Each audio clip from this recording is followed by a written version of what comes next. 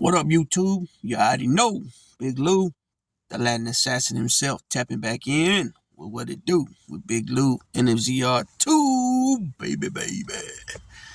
So, as you guys, I'm pretty sure if you guys don't know, I'm going to enlighten you on who that is on the thumbnail. So, that was the late Alexei Navalny, right? Of Russian. He's a Russian cat. He recently passed away a couple of weeks ago. And he just had his funeral service and burial this past Friday in Russia, right?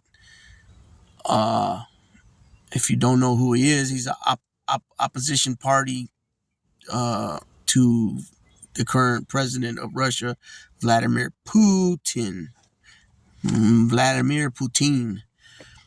And this dude, man, let's just be frank about it. This dude had a lot of balls, right? He had balls of steel. He didn't give a flying mother about Putin or anybody else for that matter, right? And he proved it on many occasions by just doing what he believed, right? Fighting against what he believed, right? And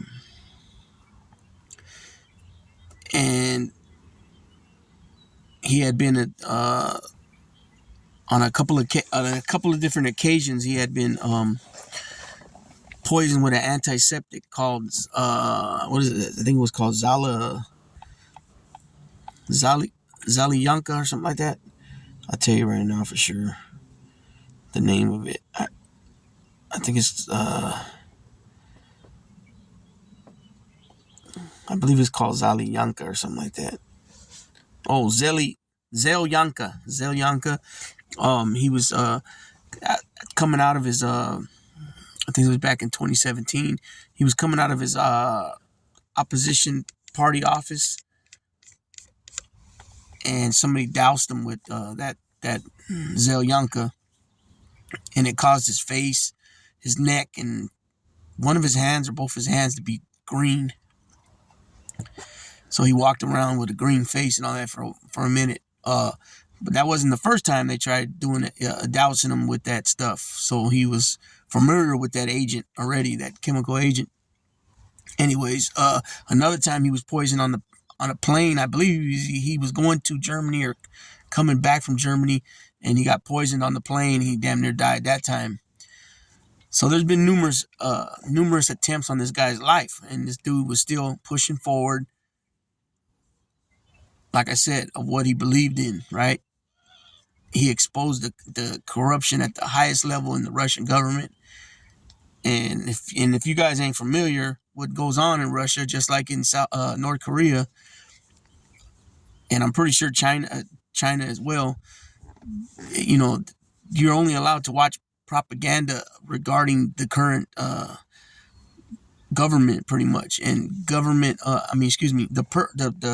The current government that's in power, and then also only thing that's on TV is things that they okayed to be on TV. It's not a free market like United States, where you can put as long as the channels like ABC, NBC, Fox, whatever, as long as they approve and they buy into the program, the show, then they play it. It's way different than that in Russia, in North Korea, and hey, come on, sit down. In North Korea, and oh yeah, I just brought these guys. I'm gonna let them run around for a little bit. And anyways, so the propaganda is pretty much about the current government is what you're allowed there, to see and watch and all that. So this dude was Alexei Navalny was the main opponent to run against Putin and all that. And this guy, like I said, he had balls of steel. This dude even came back to Russia from Germany knowing that he was going to be arrested, right? And he still came back. And yes, they did arrest him, locked him up, put him in prison. And then now they showed him like a a couple of days. Let's see. They put him on. He's an anti. Okay, so I didn't know that he was also a lawyer, Russian opposition leader, lawyer, anti-corruption activist, and a political prisoner. Right, like I just mentioned. He rose to prominence, exposing high-level corruption, like I mentioned, within the Russian government, garnering international attention and becoming a powerful opposition symbol, which placed him squarely in the Kremlin's crosshairs. Right, like I mentioned, he been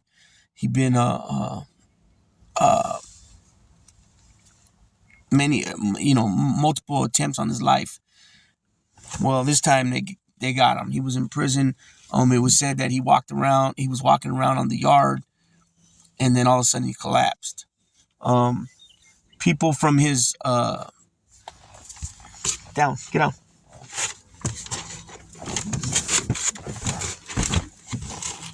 People from his party, from his camp said that they were in talks. They were in talks with the Russian government on letting Navalny out, and I believe they said two Americans. I think don't quote me on the two Americans, but I believe it was two Americans. But there was a total of three, and it was a three-country type of deal, I guess you could say, along with Germany. That there's a Russian operative that was in Germany that was arrested for murder, and he's doing life, and they wanted him released. So, of course, Putin denied that, but I guess it was just a game he was playing, and Alexei Navalny never made it out. And they showed him like a day or two before he died in court. They showed him he seemed to look okay, healthy.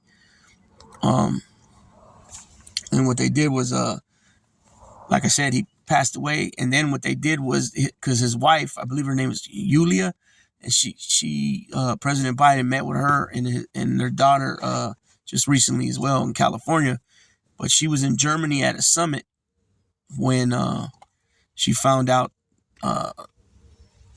right then and there, just before she went on stage, that he had passed away. And she still went on stage and made her speech. So come on, I mean, can you imagine that? You know what I'm saying? And so, of course, they're not in Russia; they're in Germany. So they weren't. I believe they live in Germany, but like I said, they're recently in California, and so they didn't get to even attend his funeral. Now, from my understanding and from what I read and what I seen on the news, and I don't mean I'm not saying the news like the network news. I'm talking about other sources of news. They said that the mother was contacted to give the parents to give Alexei's body to them, but that they were warned not to have nothing public. And so so you got to think about it. He's already passed already 3 or 4 days, and he's already been gone 3 or 4 days, and his Alexei's body just decomposing, just rotting away. Or are they doing the things that are normal, how it usually goes with the body, with embalming it and all that type of stuff, or what? But it was like a threat to them. You have to give us this is the government of Russia. You give us your guarantee that you're not going to go public with this service or anything like that, and you can have his body. So eventually, I don't know the details of that negotiation, but the parents did get his body. They did have a service for him and a big turnout. Even though that the government of Russia, the word, it was put out to stop anybody that was protesting, things of that nature, talking negatively about the current administration under Putin there, and the hierarchy, and they still were out there supporting this man. And that took a lot for these people. You know what I'm saying? A lot of courage for these people to do this. We're not talking about United States. We're not talking about a rally down here, or not a rally, but a protest, a picket line, nothing like that. You're talking about Russia. You know what I'm saying? Putin wants to return. He wants to become the Soviet Union again. He wants to, at some point, take over all these other countries, like he's already started with Ukraine, and then from there, imagine if he succeeds there. Where's he going next? Poland, the Baltics, all that type of things. You know, that's the whole reason NATO was created. You know what I'm saying? And anyways, all these people showed up out there. They all were doing their support, showing their support for Alexei Navalny and his ideas and his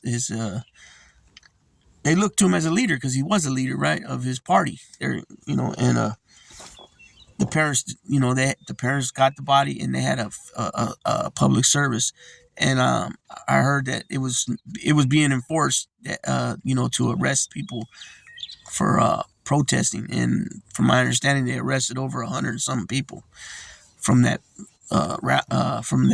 event, funeral service, memorial service. So it just goes to show you, right, that that's the difference when you have a dictator, authoritarian government, and a democracy, a true democracy. You know what I'm saying? And we live under democracy here in the United States, but I will say it's in jeopardy right now. And this is just a tip. This is just the opening. This is just my introductory video, I guess, somewhat politics. And I'm not gonna stay quiet no more. I'm gonna start speaking out because this shit's serious. And you know what I mean? It deserves people to know the real know, because so many people just go off of Fox News, CNN, MSNBC, and you got one side, that are hateful when they describe things about the other side, and then you got the other side who, seems like they're one way, but then they broadcast and they don't report the news correctly.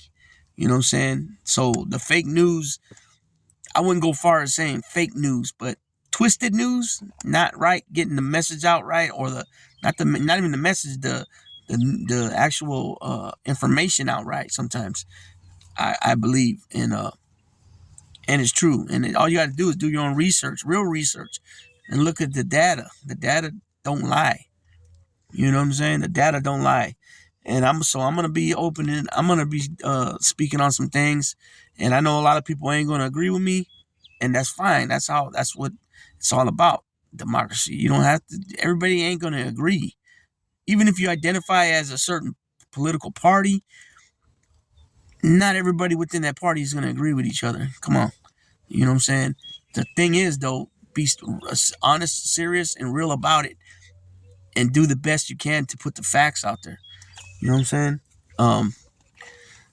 But do it in a adult way. You know what I'm saying? I guess you could say. You know what I'm saying?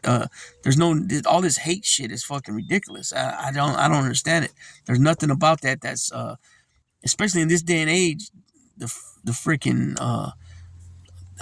the fear mongering that still goes on, the racist shit that still goes on. People to actually say that racism never existed, it don't exist.